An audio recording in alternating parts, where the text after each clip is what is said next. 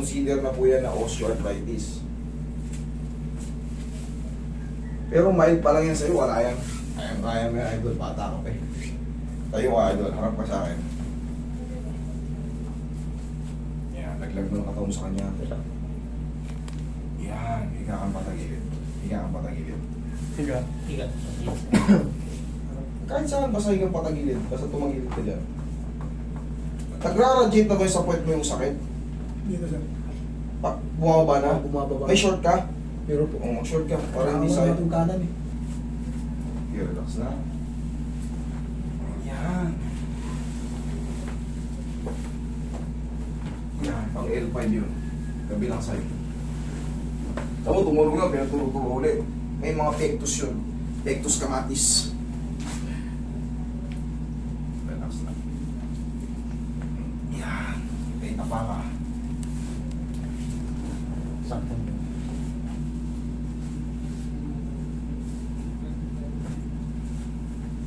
Dito nyo naka-on ba yan? Hindi. Naka-on to? Dito nyo malalaman sa spine kung marunong yung manghihilot. Sa spine. Wala yan sa mga dislocate-locate. Napakadadali lang yan. Lalo pag bago. Huwag lang patagalin.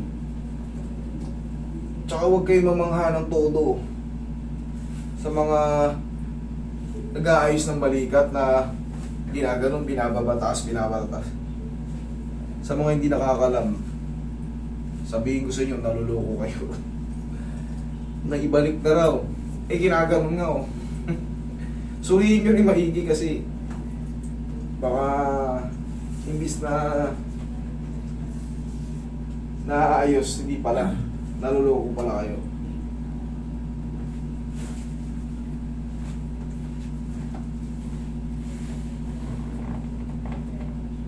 Daglag mo lang. Daglag mo lang. Yeah.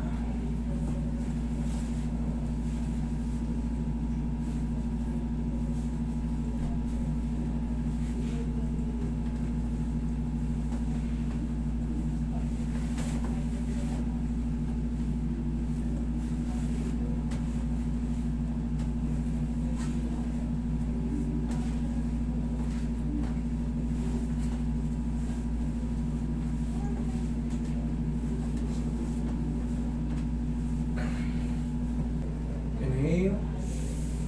Exhale. Down. Isa pa. Inhale. Exhale. Yan.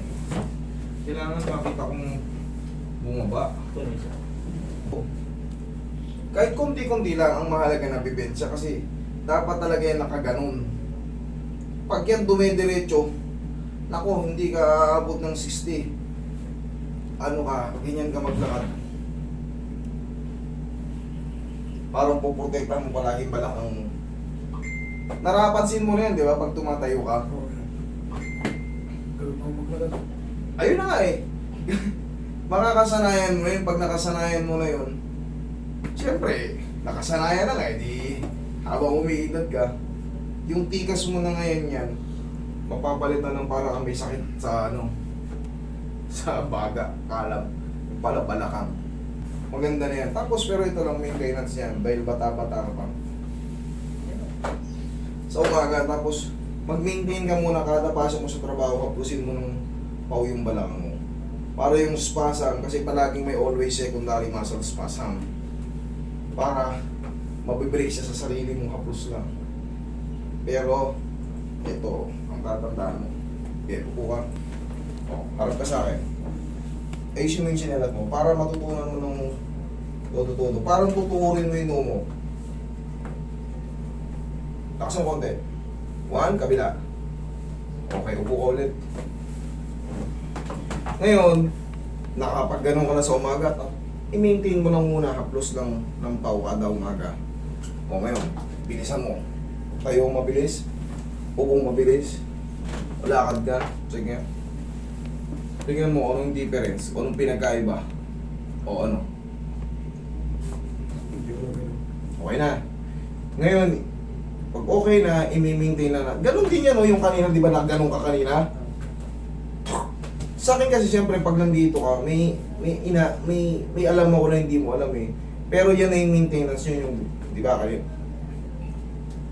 Ang mawawala lang doon yung traction. Pero, yung traction na hindi naman yan sunod-sunod na ginagawa.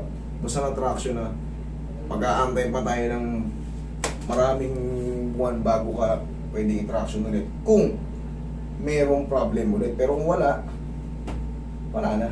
Okay? Maintain lang ng bumili ka ng pau. Pang-haplos sa umaga. Thank you.